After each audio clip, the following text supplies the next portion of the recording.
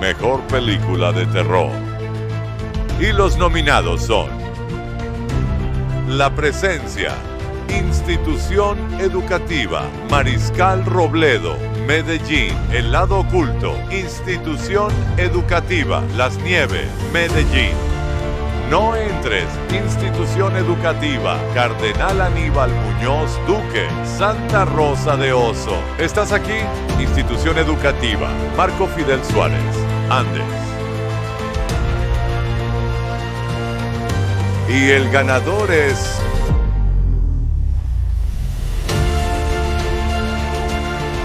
El Lado Oculto, Institución Educativa, Las Nieves, Medellín.